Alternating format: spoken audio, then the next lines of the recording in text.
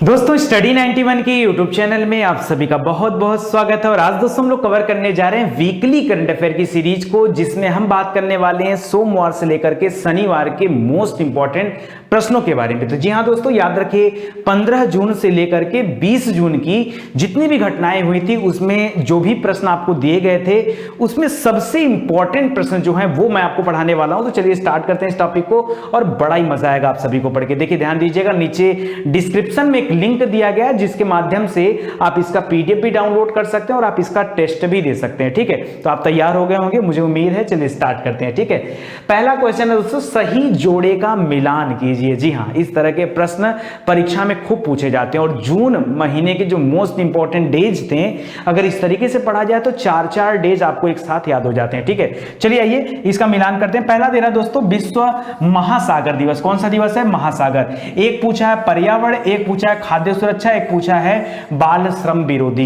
इसमें से दो तो बड़ा आसान है, दो में से एक तो सबसे आसान है, विश्व पर्यावरण दिवस। मुझे लगता है कि बच्चे को पता होगा पर्यावरण दिवस कब मनाया जाता है भाई। ये मनाया जाता है 5 जून को। कब मनाया जाता है? तो चलो पर्यावरण दिवस आप 5 जून को सेट कर दो, यानी बी वाला ऑप्शन किस पे चला गया? ए पे चला गया। ठीक है, अब देखो कहां पे बी में ए दिया है, यहां पे दिया नहीं है, यहां पे दिया, यहां पे दिया नहीं है, यहां पे नहीं दिया है। मतलब आपका सही उत्तर क्या हो गया? ऑप्शन नंबर 2 आपका सही उत्तर हो गया। यानी आप किसी एक प्रश्न को आप अच्छे से जानते हैं तो उसके माध्यम से भी एग्जाम में सही कर सकते हैं। फिलहाल के लिए दूसरा क्वेश्चन देखते हैं। यहां पे लिख रहा है विश्व खाद्य सुरक्षा दिवस। तो कब मनाया जाता है? इसको याद रखिए, मनाया जाता है 7 तारीख को। ठीक है, 7 को मनाया जाता है। और इसके अलावा दोस्तों महासागर दिवस की बात कर लें, जो ए वाला है वो मनाया जाता है 8 तारीख को, और विश्व श्रम विरोधी दिवस से मनाया जाता है 12 तारीख को, जो कि यहां पर भी आपका दिया जा रहा है। तो काफी इंपॉर्टेंट प्रश्न है, इसको आप जो है याद रखिएगा। ठीक है, देखिए कुछ और इससे संबंधित डेटा दिया हुआ है, जरा उसके बारे में देख लेते हैं। मोस्ट इंपॉर्टेंट,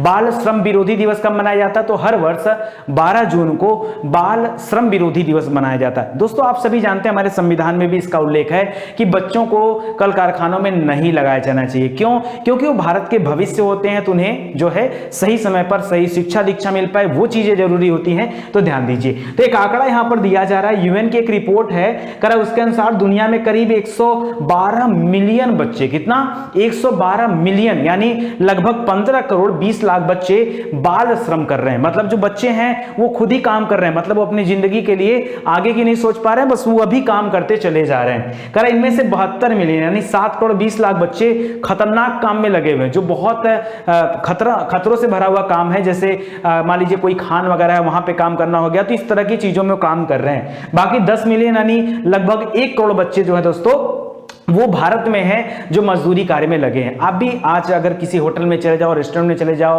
तो आपको ज्यादातर वहां छोटे छोटे बच्चे दिखाई देंगे जो बर्तन धुलते रहते हैं या फिर डिश साफ करते रहते हैं। तो आप समझो बाल श्रम को रोकने के लिए भारत सरकार भी तमाम तरह के कानून बनाई है। बड़ा इंपॉर्टेंट है क्वेश्चन। ठीक है, यहाँ पे कुछ इंपॉर्टेंट दिवस हैं, थोड़ा सा देख लीजिए, आपके लिए हित में रहेगा।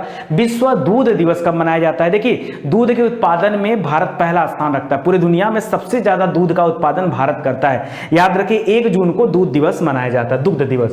दूसरा है तेलंगाना स्थापना दिवस। 2 जून 2014 को तेलंगाना राज्य की स्थापना हुई थी, उसको आंध्र प्रदेश से अलग करके एक नया राज्य बनाया गया था। ठीक है, तो उसको भी याद रखिए, 2 जून हो गया। उसके बाद साइकिल दिवस है। साइकिल दिवस क्योंकि अब धीरे धीरे पर्यावरण हितैषी अगर आपको बनना है तो आपको पर्यावरण के बारे में सोचना पड़ेगा, और साइकिल से अगर आप चलते हैं तो आपका स्वास्थ्य भी अच्छा रहेगा और पर्यावरण के लिए भी आप कुछ अच्छा कर पाओगे। तो यह दिवस मनाया जाता है 3 जून को। क्यों? साइकिल से चलोगे तभी ये चीजें हो पाएंगी। ठीक है, आगे है आक्रामकता के शिकार हुए बच्चों के लिए जो दिवस मनाया जाता है वो है 4 जून को। ठीक है, आगे विश्व पर्यावरण दिवस मोस्ट इंपॉर्टेंट है 5 जून को। विश्व खाद्य सुरक्षा दिवस ये मनाया जाता है 7 जून को। विश्व ब्रेन ट्यूमर दिवस रोग है ये मनाया जाता है 8 जून को सॉरी। उसके बाद विश्व महासागर दिवस ये भी मनाया जाता है 8 जून को। बाल श्रम विरोधी दिवस का मनाया जाता है 12 जून को। याद रखिएगा, काफी इंपॉर्टेंट है। चलिए अगले प्रश्न की तरफ चलते हैं। भारत ने कोविड-19, मलेरिया और गठिया के इलाज में इस्तेमाल होने वाली किस दवा के निर्यात से पूरी तरह से प्रतिबंध हटा लिया है? दोस्तों काफी चर्चा का विषय बना हुआ था। दोस्तों आपने दवा का नाम सुना होगा हाइड्रोक्सी क्लोरोक्विन। बड़ा कठिन नाम है, कई लोग तो बोल भी नहीं पाएंगे। हाइड्रोक्सी क्लोरोक्विन याद रखिएगा। जब दोस्तों पता चला कि हाइड्रोक्सी क्लोरोक्वीन थोड़ा सा अच्छा मददगार साबित हो रहा है कोविड 19 के इलाज में, इसका डिमांड बढ़ गया। ठीक है, अमेरिका ने धमकी तक दे दिया, नहीं तुम पहले हमको सप्लाई करो, उसी दवा का है। ठीक है, तो उसके एक्सपोर्ट पर भारत ने क्या किया था, बैन लगाया था। अब उसके एक्सपोर्ट को भारत ने ओपन कर दिया, यानी कोई भी देश अब इसको ले सकता है, यानी हम निर्यात करने के लिए छूट हमें मिल गई है। दवा का नाम है हाइड्रोक्सी क्लोरोक्वीन, उससे ज्यादा आप ना जाने तो ज्यादा बेहतर है। कर हाल ही में फीफा द्वारा जारी रैंकिंग में शीर्ष पर कौन सा देश है? अरे यार शीर्ष की छोड़ो, पहले भारत की बताओ, भारत का रैंक कौन सा है? फीफा किससे संबंधित है? फुटबॉल से संबंधित है। ठीक है, फीफा फुटबॉल से संबंधित है। भारत की रैंकिंग 108वीं है। पहले नंबर पे कौन है? पहले नंबर पे बेल्जियम है, बड़ा जबरदस्त खेलते हैं लोग। ठीक है, बेल्जियम है पहले नंबर पे और कई साल से नंबर 1 पे आ रहा है। ठीक है, तो बेल्जियम पहले पे है, दूसरे पे फ्रांस है और तीसरे पे ब्राजील देश है। बेल्जियम, फ्रांस और ब्राजील देश है। ठीक है, तो याद रखिएगा भारत की जो रैंकिंग है वो 108वीं रैंक मिली है। अच्छा दोस्तों, फुटबॉल से संबंधित 2 गेम है जो भारत ऑर्गेनाइज करने जा रहा है। एक तो अगले साल 2021 में ऑर्गेनाइज करेगा, एक 2023 में ऑर्गेनाइज करेगा। संयोग से दोनों ही महिला फुटबॉल से संबंधित है। 2023 में जो होगा उसका नाम है फीफा महिला वर्ल्ड कप। ठीक है, बहुत बड़ा वर्ल्ड कप है। 2023 में भारत इसकी मेजबानी करने वाला, तो बहुत अच्छी बात है। और एक है अंडर 17, ये भी फुटबॉल से संबंधित है। फीफा अंडर 17 फुटबॉल कप जो है वो 2021 में होने वाला, तो वो भी जो है भारत कराएगा। तो इस दोनों प्रश्नों को याद रखेगा। इसके अलावा 2022 में महिला एशिया फुटबॉल कप की मेजबानी करने का मौका भी भारत को ही दिया गया, यानी 2021, 22, 23 तीनों साल एक एक फुटबॉल गेम की मेजबानी करेगा। 2021 वाले में सबसे पहले याद रखिए क्या कौन सा करेगा, ये अंडर 17 करेगा, उसके बाद एशिया फुटबॉल कप करेगा, उसके बाद महिला वर्ल्ड कप करेगा फुटबॉल का। ठीक है, फीफा महिला वर्ल्ड कप करेगा, उसको भी ध्यान रखिएगा। ठीक है, तो मोस्ट इंपॉर्टेंट है। आगे बढ़ते हैं। कह हाल ही में किस भारतीय अमेरिकी मूल के व्यक्ति ने वर्ल्ड फूड अवार्ड जीता है? वर्ल्ड फूड अवार्ड 2020 का सम्मान इनको दिया गया है। भारतीय अमेरिकी व्यक्ति हैं, यानी भारतीय मूल के व्यक्ति हैं, अमेरिका में रहते हैं। ओहियो यूनिवर्सिटी है दोस्तों, वहां के प्रोफेसर हैं इस समय, और बड़ा पैसा मिला, $2.5 लाख अमेरिकी डॉलर। कितना? $2.5 लाख अमेरिकी डॉलर इनको मिला। मस्त, तब तो एकदम जीवन हो गया। लेकिन इन्होंने अपना बड़ा समय दिया है। ठीक है, अलग अलग महाद्वीपों पर इस कृषि से संबंधित चीजों के लिए बड़ा काम इन्होंने किया है, इसलिए यहां पर दे रहा है वर्ल्ड फूड अवार्ड। ठीक है, क्योंकि जो आपकी खाद्य सामग्री किसी न किसी तरीके से खेती से जुड़ा हुआ है। इनका नाम क्या है दोस्तों? तो याद रखें, नाम है रतन लाल। क्या नाम है? रतन लाल। जैसे रतन टाटा का नाम सुना था, तो याद रखिए रतन टाटा। ठीक है, तो ऐसे करके आप याद कर लीजिए, रतन लाल इनका नाम है, मोस्ट इंपॉर्टेंट है। और इस बार विश्व खाद्य दिवस जो मनाया गया था 7 जून को, तभी इनके नाम की घोषणा हुई, तो काफी इंपॉर्टेंट है, इसको आप जो है ध्यान रखिएगा। ठीक है, चलिए, उत्तराखंड राज्य का सबसे बड़ा जैव विविधता पार्क खोला गया। कहां पर खोला गया दोस्तों? जैव विविधता का हॉटस्पॉट माना जाता है। किसको माना जाता है? बहुत सारे हैं। ठीक है, जैसे सबसे बड़ा तो आपका साइलेंट वैली है, और आपका पूर्वी हिमालय हो गया, आपका जो है अंडमान निकोबार हो गया, ये सब मेन हॉटस्पॉट है। लेकिन उत्तराखंड में जैव विविधता का एक पार्क खोला गया है जो हल्द्वानी जिला है, वहां पर, उसको भी याद रखेगा। यहां पर अभी हाल ही में आपने पढ़ा था, उत्तराखंड ने अपनी एक राजधानी बनाई है। ठीक है, गैरसैंण राजधानी इसकी बनी है, तो उसको भी याद रखेगा। हल्द्वानी फिलहाल इसका सही उत्तर हो जाएगा। यहां पर दोस्तों बहुत बड़ा पार्क बनाया गया, लगभग 500 प्रजातियां रखी जाएंगी इसमें पौधों की, बहुत बड़ा उद्यान है, इसको ध्यान दीजिएगा। लोनार झील के पानी का रंग गुलाबी या आप कह सकते हो लाल हो गया है, ऐसा क्यों हुआ है? लोनार झील दोस्तों आप सभी जानते हैं कि महाराष्ट्र में है, लोनार झील स्थित है, बुल्ढाना वहां जिला है, वहां पर स्थित है। और एक चीज और याद रखिए, कहा जाता है कि आज से 50,000 साल पहले एक जो है उल्का पिंड गिरा था और उसकी वजह से गड्ढा हो गया, बाद में इसमें पानी भर गया, तब ये जो है एक झील का रूप धारण कर लिया है। लोनार नाम है। क्या नाम है? लोनार झील इसका नाम है। लोनार झील का पानी वैसे भी हर मौसम में, मतलब जब बरसात का मौसम आता तो इसका पानी का रंग बदलता ही बदलता है, लेकिन इस बार कुछ ज्यादा ही बदल गया। ठीक है, ये पानी का रंग पहले नॉर्मली हरा होता था, लेकिन अब ये पानी का रंग गुलाबी हो गया, गुलाबी से धीरे धीरे लाल हो गया। तो लोगों के लिए बड़ा डर हो गया, आसपास के जो गांव थे डर गए, भाई लगता है कोई बहुत बड़ी विपत्ति आने वाली है। ठीक है, तो लोगों को डर हुआ, लेकिन बाद में शोध कार्य हुए। अभी भी नीरी आप जानते होंगे, उसको एक कार्य सौंपा गया है कि भाई आप पता करो ऐसा क्यों हुआ। ठीक है, तो लोग पता करें, लेकिन माना गया कि भाई वहां पर एक विशेष तरह के शैवाल पाए जाते हैं, शैवालों की मात्रा बढ़ने की वजह से हो सकता है इसका जल जो है लाल दिख रहा हो। तो महाराष्ट्र से संबंधित है, और जो शैवाल है दोस्तों उसका एक स्पेशल नाम है, देखिए यहां पे दे रहा होगा, मुझे याद नहीं आ रहा है। ठीक है, बड़ा सिंपल नाम है। ठीक है, मैं आगे देखता हूं।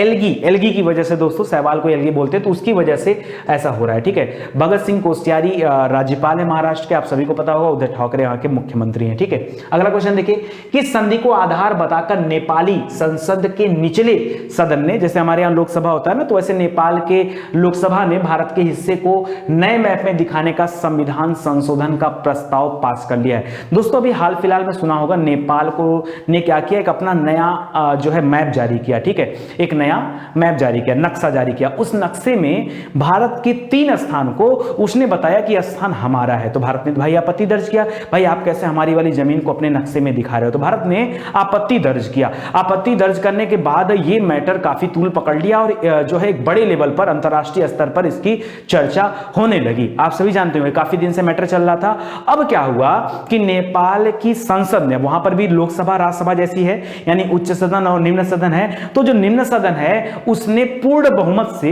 एक भी मत इसके विरोध में नहीं पड़े हैं, सभी के सभी मत इसके पक्ष में पड़े हैं और इसने एक नया संविधान संशोधन पास कर दिया कि नहीं, जो हमने दिखाया है हमारा वही नक्शा है, ठीक है। एक बार फिर से ये चर्चा का विषय बन गया है, तो याद रखिए, लेकिन ये गलत है। अच्छा, ये किस संधि की बात थी, तो जब भारत उपनिवेश हुआ करता था इंग्लैंड का, ठीक है, उस समय की बात है, अंग्रेजों ने एक संधि किया था नेपाल से जिसका नाम था सुगौली की संधि। सुगौली की संधि दोस्तों 1816 में हुआ था।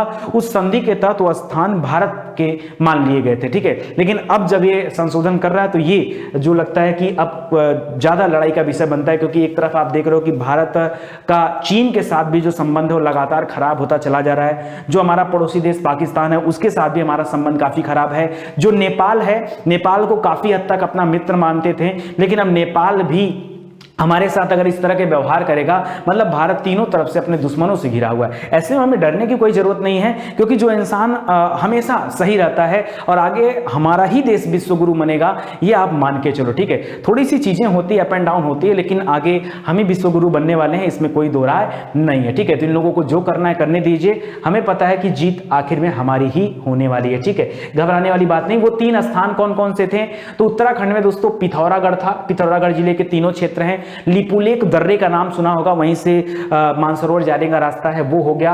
लिम्पिया धुरा उसी के पास में है, और काला पानी, ये 3 इलाके हैं। तीनों इलाके उत्तराखंड से संबंधित हैं और उत्तराखंड में अब जो है ये चीजें देखने को मिल रही है, ठीक है। चलिए आगे देखते हैं। पूर्वी नौसेना कमान में नए चीफ ऑफ स्टाफ पर किसकी नियुक्ति की गई? नया चीफ ऑफ स्टाफ पूर्वी कमान के लिए बनाया गया, गुप्ता जी को बनाया गया, ठीक है। तो गुप्ता जी को याद रखिएगा, विश्वजीत दास गुप्ता, ठीक है, याद रहेगा ना, विश्वजीत दास गुप्ता, गुप्ता जी को बनाया गया। तो ऐसे करके आप याद रखोगे, ठीक है, पूर्वी कमान के हेड बने हैं, ठीक है। चलिए आगे देखते हैं। भारत का विदेशी मुद्रा भंडार जो है कितना पहुंच गया? बहुत ज्यादा हो गया है।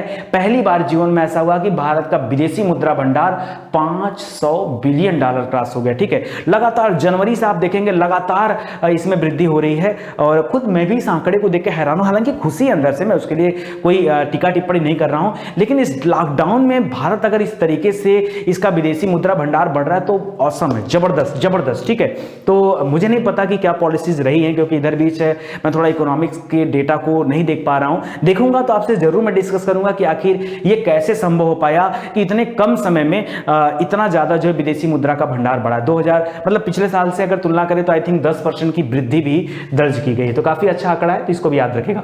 और एफडीआई में बात किया जाए तो सबसे ज्यादा एफडीआई वो जो है चीन के पास है, ठीक है। अभी भी भारत बहुत आगे नहीं, 9वें स्थान पे है आई थिंक, देखिए यहाँ पे दे नहीं रहा है, ठीक है। लेकिन भारत जो है अभी भी सूची में 5वें स्थान पे आ गया, पहले था 9वें पे, 5वें स्थान पे आ गया है। मतलब टोटल रैंकिंग करेंगे तो 5वें पे आ गया, ठीक है, याद रखेगा। करा आनंद मोहन जुत्सी उर्फ गुलजार, इनका देहांत हो गया। बहुत अच्छे शायरबाज थे, उर्दू शायर करते थे, ठीक है। इनका देहांत हो गया, तो कभी कभी इस तरह के प्रश्न भी पूछता रहता, तो इसको आप याद रखेगा, ठीक है। उर्दू शायर थे और बहुत अच्छे स्वतंत्रता सेनानी भी थे और जाने माने इंकलाबी कवि भी थे, ठीक है। करा हाल ही में सेंट्रल रेलवे ने यात्रियों की स्क्रीनिंग के लिए कौन सा रोबोट तैनात किया? दोस्तों आपने देखा होगा आजकल फेसबुक और व्हाट्सएप पे एक वीडियो वायरल हुआ है जिसमें यात्री ट्रेन से उतर रहे हैं और उनकी स्क्रीनिंग, एक आदमी है, मुझे नहीं पता स्क्रीनिंग कैसे, फोन से बातें कर रहा है और ऐसे स्क्रीनिंग कर रहा है, मतलब दूर से। तो आपने देखा होगा, खूब वायरल हुआ था वीडियो। खैर ये काम तो रेलवे ने बड़ा अच्छा किया कि अगर इस तरह के रोबोट बना दिया, तो रोबोट क्या है कि जो मशीनें होती वो एरर नहीं करती, गलतियां वो बिल्कुल नहीं करती। देखिए ह्यूमन नेचर होता है, वो आदमियों के अंदर होता है कि वो गलती करते हैं, लेकिन यहाँ पर मशीनें अगर है तो गलती नहीं करेंगी। तो कैप्टन अर्जुन को लगाया गया भैया यात्रियों की स्क्रीनिंग करने के लिए, यानी कोई भी अब इससे बच के बाहर नहीं जा सकता। और बचने का मतलब भी नहीं बनता यार। उतना तो यात्रियों में होना चाहिए कि भाई अगर हमारी स्क्रीनिंग नहीं हुई है तो कम से कम देखो होता क्या लोगों के अंदर होना चाहिए। ठीक है, मैं मान रहा हूं कि उस व्यक्ति ने नहीं किया या दोष है, कहीं ना कहीं सिस्टम में फॉल्ट है, लेकिन जो समझदार हैं उनको तो चाहिए कि भैया नहीं आप हमारी स्क्रीनिंग कर लो। क्यों? क्योंकि भाई हम घर जा रहे हैं, हम अगर अपने अंदर कोरोना लेकर जाएंगे तो सबसे पहले हम देश को नहीं परेशान करेंगे, पहले हम अपने परिवार को खतरे में डालेंगे।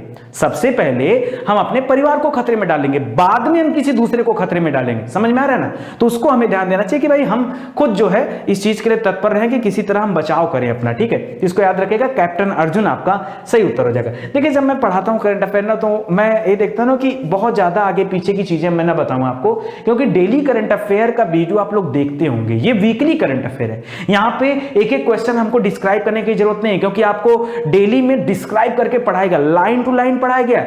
आज हम लाइन टू लाइन पढ़ाएंगे तो समय निकलेगा झूठ मूठ का। तो मुझे आपको केवल क्या देना है, ओवरव्यू देना है कि आपने जो पढ़ा क्या वो आपको याद है कि नहीं याद है।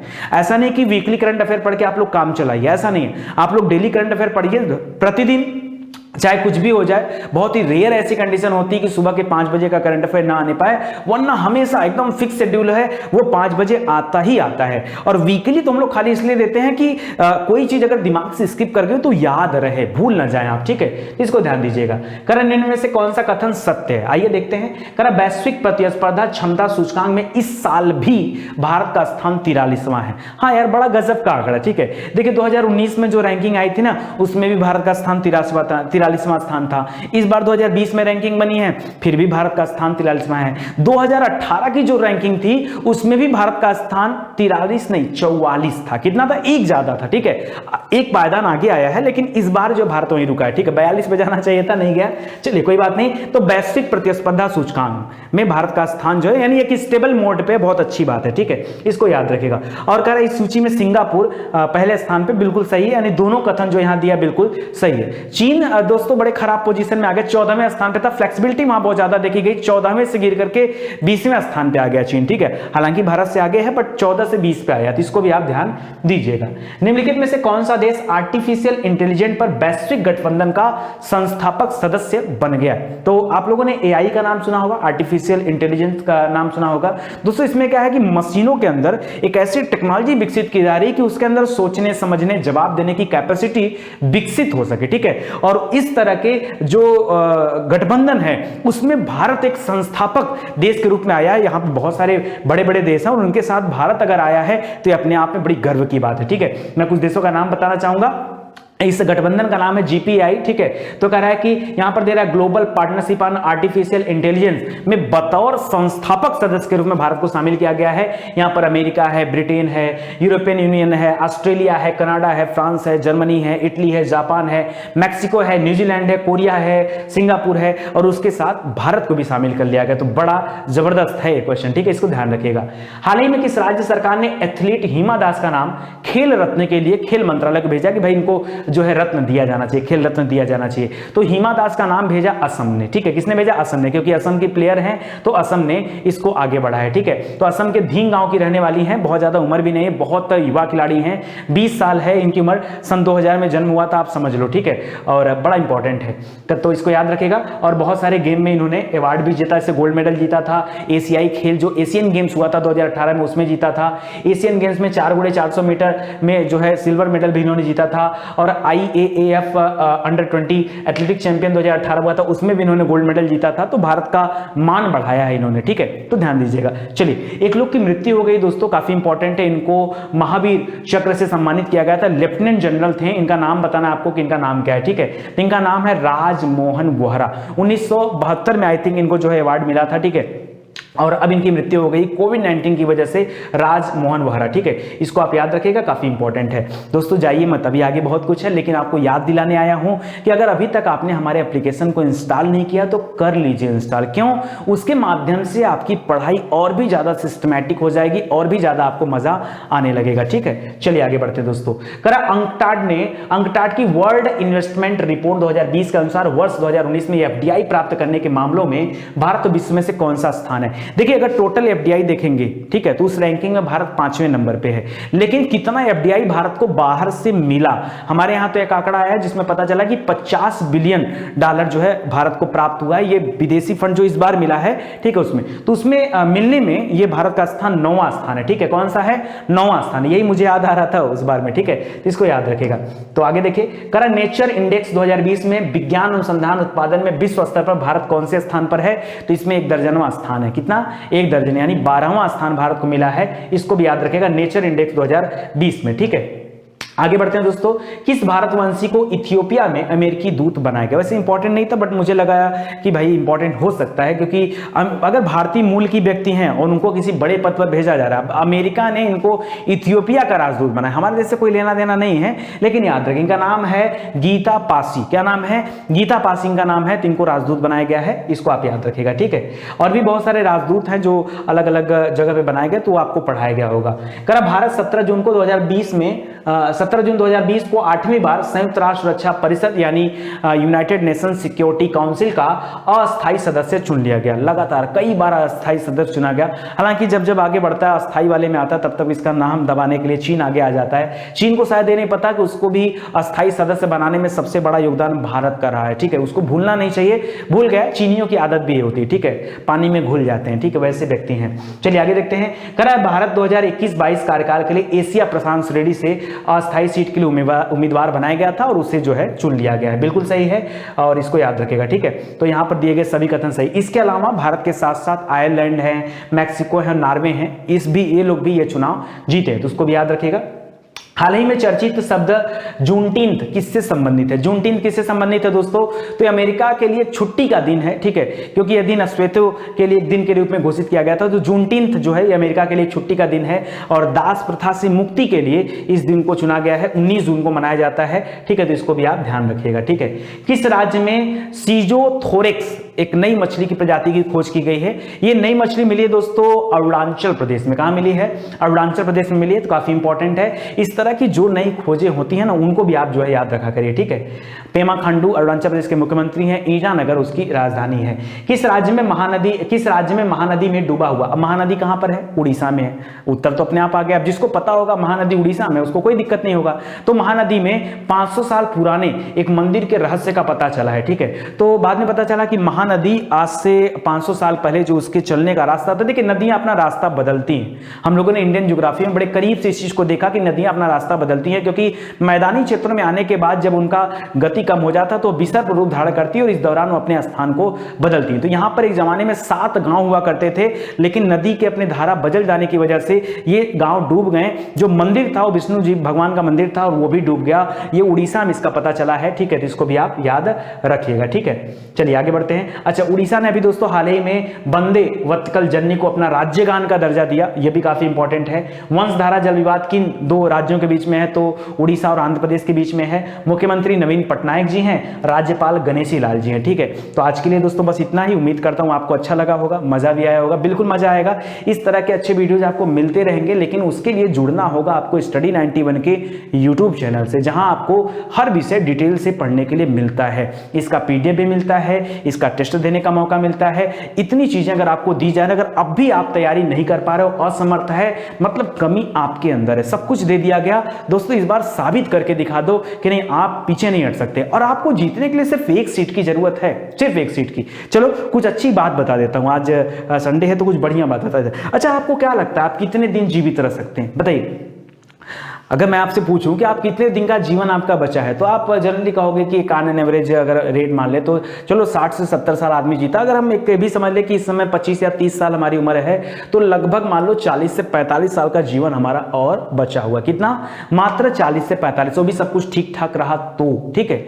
ऐसा नहीं है यार, आप पता है हमसे आप पूछो कि सर आप कितना जी सकते हो, पता है मैं तो कहूंगा मैं 500 साल जी सकता हूं, या कम से कम 100 साल तो मैं अभी से कम 100-150 साल तो जी ही सकता हूं। पूछो क्यों, रीजन क्या है?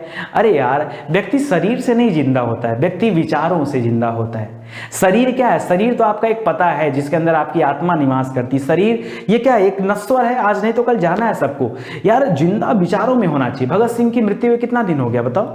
कितने साल हो गए? हाँ, महात्मा गांधी जी की मृत्यु हुए कितना दिन बीत चुका? आप बताओ, विवेकानंद जी की मृत्यु हुए कितना दिन हो गया? लेकिन आज भी वो लोग जिंदा हैं, ठीक है, फिजिकली नहीं है, लेकिन सबके विचारों में उनका जीवन है, सबके अंदर उनके लिए जो अच्छाइयां हैं, जो उन्होंने अपने जीवन भर किया, उस विचारों को लेकर के लोगों के मन में वो जिंदा है। तो जिंदा होने के लिए जरूरी नहीं कि 40-45 साल ही जरूरी है हमारे लिए। जिंदा होने के लिए जरूरी है आप अच्छे कर्म करो। कर्म करते कैसे? कर्म करते कैसे? कैसे कैसे अच्छा कर्म किया जाता है? देखो, यही अच्छा कर्म है, ठीक है। अपनी जिंदगी में जो हमारा कार्य हमें करना चाहिए, जैसे अगर मैं करंट अफेयर की बात कर दूं, करंट अफेयर पिछले 1 साल से लगातार स्टेबल तरीके से हम लोग देते जा रहे हैं, ठीक है। लेकिन अगर आप व्यूज देखेंगे ना, तो औरों की अपेक्षा हमारे व्यूज कम होते हैं, लेकिन उससे हम लोग हदस में नहीं आते हैं कि नहीं, औरों के व्यूज तो देखो, उनका 1 लाख व्यूज आ रहा है, उनका 5 लाख व्यूज आ रहा है, हमारा तो व्यूज केवल 10 से 15 हजार आ रहा है, चलो अब हम ज्यादा परेशान हो गए, हम करंट अफेयर पढ़ाना बंद कर देते। नहीं, हमें बंद नहीं करना। क्यों? क्योंकि यार अगर आपने बंद कर दिया तो आपने शुरू ही क्यों किया? मतलब अगर मैंने आज ही करंट अफेयर बंद कर दिया, ठीक है, क्यों? क्योंकि बिकॉज हमारे पास रीजन है बंद करने का। क्यों? कम बच्चे देखते हैं, कम लोग लाइक करते हैं, 10, 15, 20 हजार देखते हैं, क्या मतलब बनता है? 20 लाख सब्सक्राइबर हैं, 15, 20 हजार देखते हैं, आप सोचो परसेंटेज कितना निकल के आता है? आप सोचो कितने % लोग देखते हैं। तो ठीक है, अगर हम बंद करते हैं तो फिर बंद करने में तो फायदा है भाई, पढ़ाने से मुक्ति मिल जाएगी, इतना मेहनत करते हैं, इतनी टीम लगी है, सबको मुक्ति मिल जाएगी। लेकिन नुकसान एक है हमारा, पता है क्या? मैं ये सोचता हूं कि जो मैंने पिछले 1.5 साल से किया, जो इतना समय दिया, उस समय का जब आज जो चीजें मिलनी चाहिए थी, जब उस समय का हम सदुपयोग किए, इतना समय दिया मैंने, तो उसका रिटर्न हमें क्यों नहीं मिला? हम यहां से बैक हो गए तो उसका रिटर्न कभी नहीं मिल पाएगा। इसीलिए जब मैं कोई चीज स्टार्ट करता हूं ना, तो उसे आखिरी दम तक लेके चलता हूं। आप देखते होंगे कि बहुत सारे वीडियो क्लासेस स्टार्ट किए गए और उसको आखिरी समय तक, हर विषय को समाप्ति तक जो है पहुंचाया जाता है, कैसे भी करके, मेहनत करके। उसके लिए ये नहीं देखा जाता है कि नहीं क्या है। ये चीजें आप अपने जीवन में देखो, आप अपने जीवन में देखो। आपने देखा होगा कि कोरोना की वजह से बहुत सारे राज्यों ने, राज्य की सरकारों ने परीक्षाओं को कुछ समय के लिए स्थगित कर दिया। स्थगित तो उनका जो फर्ज था उन्होंने किया। आपने क्या किया? आपने अपनी पढ़ाई स्थगित कर दिया। आपने अपनी पढ़ाई स्थगित कर दिया। तो सोचो, जो इतने दिन का मेहनत किया, आप अपने मेहनत को क्यों बर्बाद कर रहे हो? आप बर्बाद मत करो, आपका जो फर्ज है वो आप निभाओ। मेरी बारी जब आती है तो आप ये कहते हो नहीं सर, आप करंट अफेयर मत बंद करना, आप अपना फर्ज निभाइए सर, आप वेल एंड गुड, आपके साथ अच्छा होगा, हम लोग वीडियो को शेयर करेंगे, हम लोग ये करेंगे वो करेंगे। मतलब मेरे बारे में आप लोगों को हमारा फर्ज याद आता है, अपने बारे में फर्ज नहीं याद आता। अपने बारे में भी तो याद आना चाहिए कि यार राज्य सरकारों ने एग्जाम को टाल दिया, लेकिन हम विद्यार्थी, तो हमारा फर्ज क्या बनता है? हमारा फर्ज बनता है कि हम अपनी पढ़ाई को कंटिन्यू रखें, ठीक है। जो वीर योद्धा होता है ना, वो उस दिन के लिए मेहनत करता है, उसकी लड़ाई सिर्फ 1 दिन होती है। अर्जुन ने पूरा जीवन दे दिया विद्या को सीखने में, सिर्फ किसके लिए? कि कभी हमको साबित करने का मौका मिलेगा। उस 1 दिन के लिए इतना मेहनत उन्होंने किया। वही 1 दिन हमारे भी जीवन में आएगा, वही 1 दिन आपके लिए जीवन में भी आएगा। तो यार अपनी मेहनत को मत रोको, जाया मत जाने दो, ठीक है। आप विद्यार्थी हो, आप अपना फर्ज देखा करो कि विद्यार्थी का फर्ज क्या होता है।